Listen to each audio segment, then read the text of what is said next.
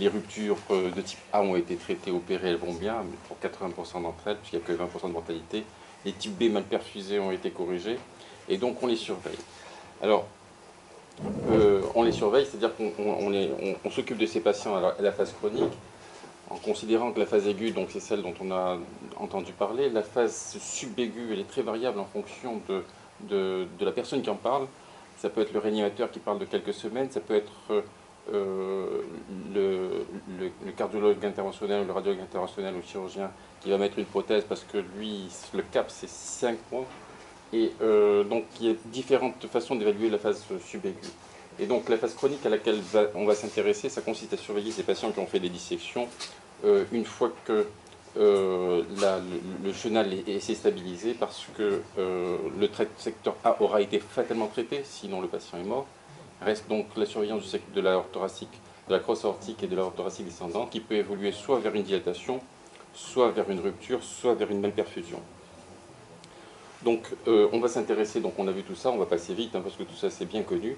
Ce qui est intéressant, c'est pour les dissections de type B, pour tout ce qui concerne l'aorte thoracique descendante, enfin finalement une fois que les choses difficiles ont été passées, ils vont pas si mal ces patients. 80% d'entre eux survivent sous simple traitement médical. Et donc c'est là où il faut quand même être vigilant parce qu'on a 20% de complications qui peuvent survenir, soit par les modalités de l'évolution anévrismale, soit par les syndromes de malperfusion qui peuvent apparaître tardivement aussi.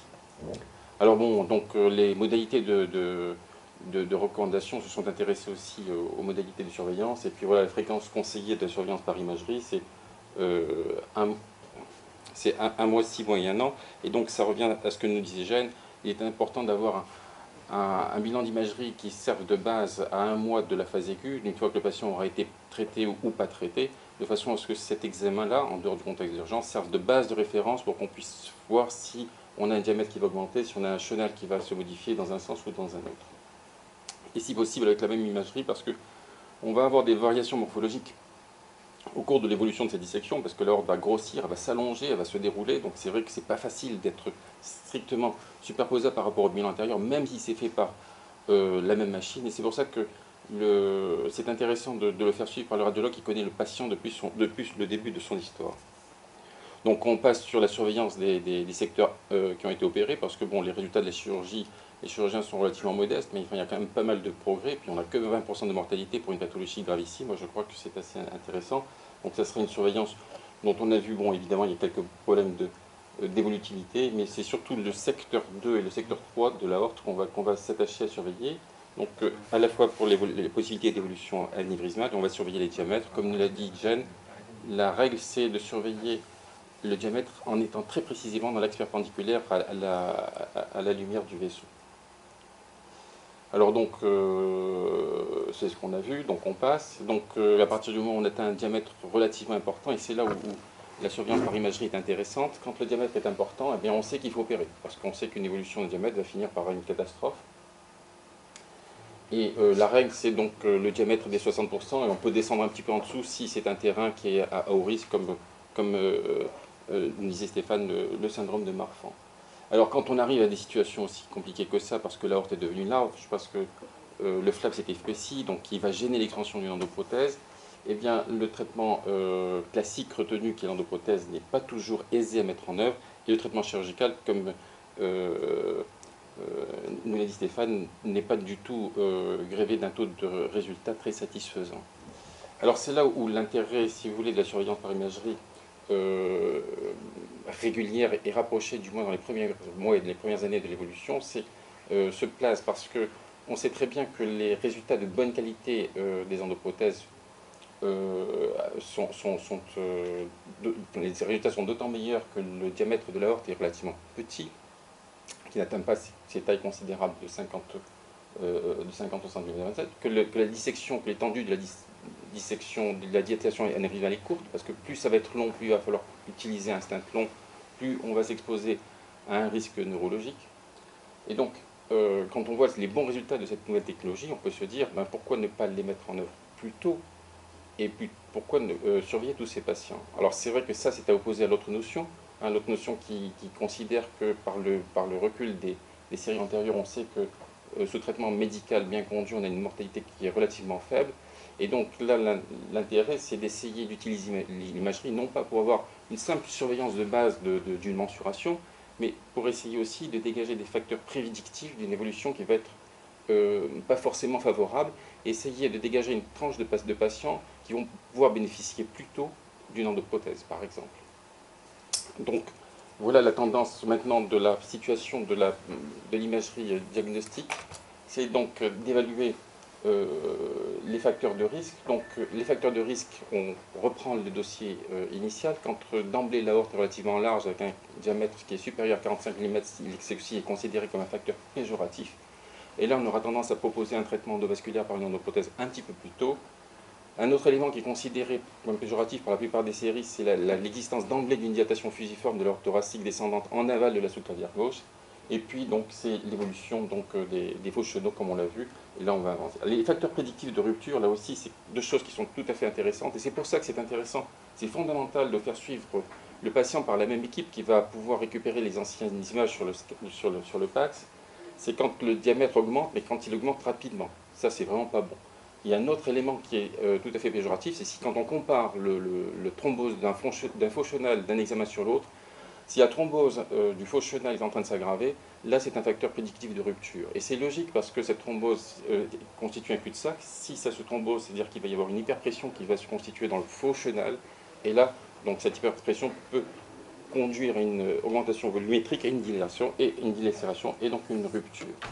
Alors donc, il n'y a pas que des complications, hein. La surveillance peut montrer aussi des résultats favorables, hein. C'est ça qu'on attend après mise en place par exemple d'un stent grave, c'est une thrombose progressive du faux chenal, et vous le voyez sur cette évolution, là comme le patient que nous a montré Pierre, bon, un résultat où on a une thrombose complète du faux chenal, et bien c'est la guérison, on est tranquille, on est complètement serein pour l'évolution de ce patient. La thrombose partielle évidemment du faux chenal mérite une surveillance attentive. L'involution du vrai chenal aussi, c'est quelque chose qui peut être potentiellement péjoratif, parce que même à distance d'un épisode aigu, eh bien, on peut avoir l'apparition d'un syndrome de malperfusion. Alors, le syndrome de malperfusion, c'est une cause de mortalité qui est importante à la phase précoce. C'est quelque chose qui survient un petit peu moins fréquemment, mais qui n'est pas négligeable, puisque c'est responsable à peu près de 20% de mortalité dans l'évolution d'une dissection. Alors, on a vu tout ça, hein, les différentes topographies intéressées. Et puis, la seule chose sur laquelle il m'apparaît important de s'attacher, c'est sur l'utilisation de l'imagerie pour comprendre les modalités de cette malperfusion et essayer de mieux orienter la stratégie thérapeutique. Alors, les mécanismes, on l'a vu, hein, il y a une porte d'entrée qui va très souvent favoriser la vascularisation dans le faux chenal, qui va être mis sous tension. Comme Jeanne nous l'a dit, comme nous l'avons tous vu tout à l'heure, cette hyperpression dans le faux chenal va entraîner une bascule et puis une diminution de la taille du vrai chenal qui va lui être comprimé et donc qui va entraîner donc un bas débit, donc potentiellement une ischémie. Quand on parle de mécanisme dynamique, il n'y a pas d'arrachement, c'est simplement ce phénomène-là. Alors là, pour traiter ce genre de choses, c'est pas très compliqué. Si on n'a qu'un problème d'ischémie de nature dynamique, eh bien, il faut simplement rééquilibrer les pressions et en cherchant la porte d'entrée, comme on l'a vu sur l'exemple de Pierre, de façon très précise la couvrir, et puis après on a un réaccolement satisfaisant par occlusion de cette porte d'entrée. Cette technique n'est pas la seule, hein. On peut utiliser aussi la fenestration, comme on l'a vu, pour rééquilibrer la pression entre le vrai et le faux chenal, et à ce moment-là, quand on rééquilibre les pressions en faisant un trou dans cette membrane, à ce moment-là, on n'a plus cet effet de collapsus du vrai chenal. Donc là, vous en avez un exemple. Sur l'image de gauche, là, vous avez le vrai chenal. On voit très bien que ce vrai chenal assure l'opacification de l'artère mésentérique supérieure. Ça, c'est le tronc cœliaque qui était en phase ischémique, qui a été stenté lors de l'accident aigu, donc on est en phase chronique. C'est une patiente qui avait été opérée de son secteur A. Et qui avait eu donc une malperfusion donc cœliomésentérique traitée à la phase aiguë avant le traitement chirurgical de son aorte thoracique ascendante. À la phase chronique, elle est sortie, était en convalescence et sa fille dans la région, puis elle a présenté ce tableau, donc, et on voit très bien que le faux chenal, qui lui assure la perfusion que du rein gauche, était responsable d'ischémie, puisque le débit dans ce faux chenal était faible et ne provenait que par un tout petit pertuis qui a été ouvert par fenestration, ce qui a permis par le régional d'alimenter correctement. Donc ça, c'est une technique qui permet de lutter contre l'ischémie dynamique.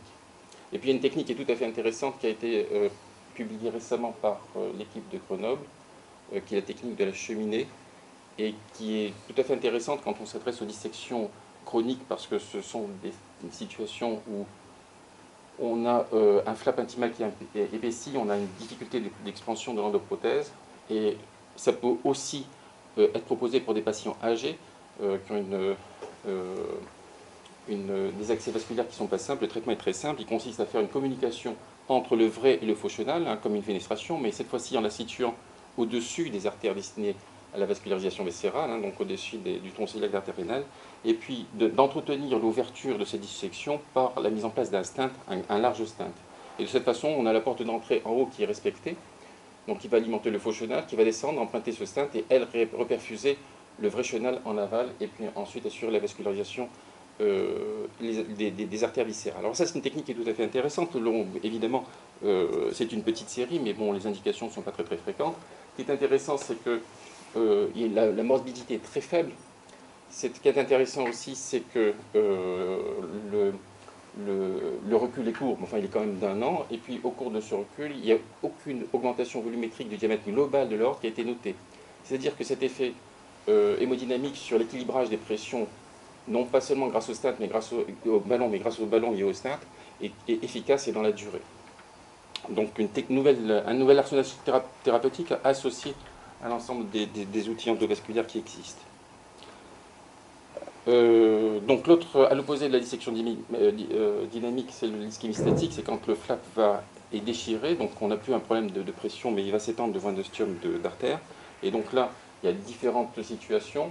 Une extension de la dissection dans la branche de division, comme on l'a vu tout à l'heure avec les observations qu'a présentées Pierre.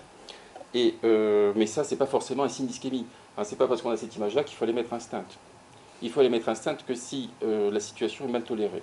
Et pourquoi elle peut être bien tolérée? C'est relativement simple, parce que ici, si vous voulez, on a une perfusion de l'artère qui n'est pas forcément bonne, puisqu'on a le vrai chenal, ou quelquefois au-dessus, on a un problème d'ischémie dynamique. Et à ce moment-là, ça peut être mal toléré, puisque la pression dans le faux chenal est importante.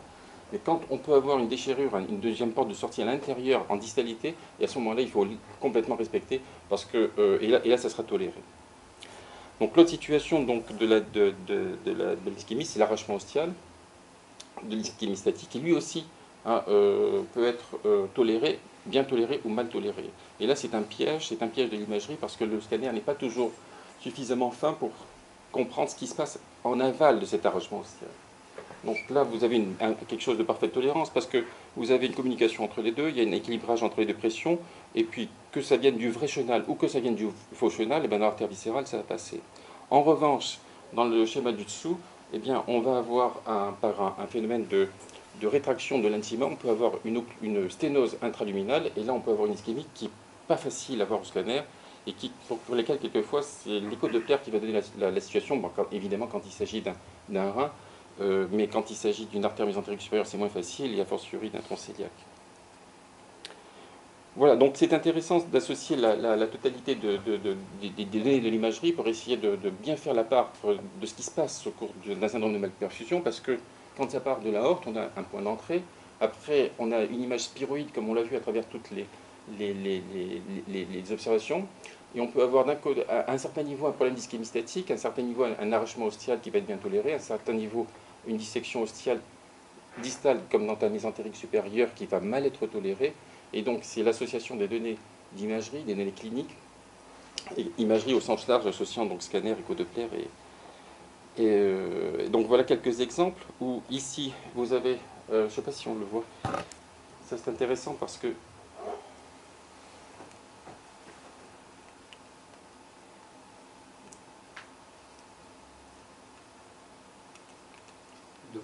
c'est devant. Oui, c'est là. Là, vous voyez donc l'exemple type de l'arrachement ostial, bien toléré, pas toléré. Ici, au scanner, bon, on peut se dire qu'il y a peut-être quelque chose. Le scanner, par contre, va nous montrer un défaut de néphographie et un défaut de perfusion qui doit tirer l'œil. Ça, c'est important, donc, comme le disait Gênes, de faire des coupes au temps parenchymateux au temps tardif. Et là, on voit que l'artériographie va permettre de comprendre pourquoi une pauvreté parenchymographique. Il s'agit tout simplement d'une rétraction du moignon. Et donc là, le traitement consiste à passer par le faux chenal, rentrer dans cette artère et faire un stenting court localisé et localisé. Là, c'est un mécanisme qui est complètement différent, puisque nous avons une sténose au niveau de l'artère rénale droite, mais dans son trajet intra-aortique, puisque ici, c'est une sténose de l'artère rénale qui est provoquée par l'hyperpression du faux chenal. Donc on a à la fois une association de mécanismes ischémiques et dynamiques. Et là, le traitement, ça consiste évidemment à mettre un stent, non pas en partant du faux chenal, mais en partant du vrai chenal, hein, pour pouvoir conserver donc une lumière et corriger donc cette ischémie. Alors cette patiente, là, je voulais vous la montrer. Je ne sais pas si la vidéo va marcher ce coup-ci. Peut-être. Ah oui, ça marche. Non, ça marche pas. Bon, donc là, vous voyez donc cette patiente on le voit sur le cliché de droite, une ischémie qui est relativement, une ischémie rénale qui est sévère. Voilà donc la fénestration comme on a vu quelques exemples, et donc le résultat final où on a donc sur le scanner après fénestration, vous voyez que le rehaussement de la parenchymographie rénale, donc c'est sur le cliché de droite, est quand même un peu moins pessimiste que la parenchymographie avant fénestration. Donc ça c'est l'intérêt de ce type de technique.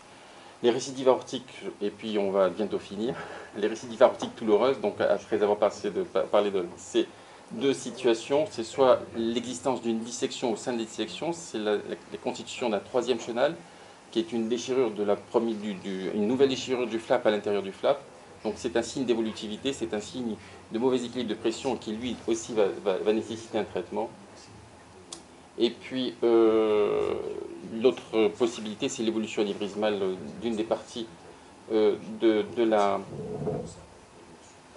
des secteurs disséqués. Donc là, il s'agissait d'un patient qui avait été hospitalisé à l'Institut pour des douleurs thoraciques antérieures et qui avait comme antécédent une valve aortique, une valve mitrale, donc il avait eu 2 sternotomies.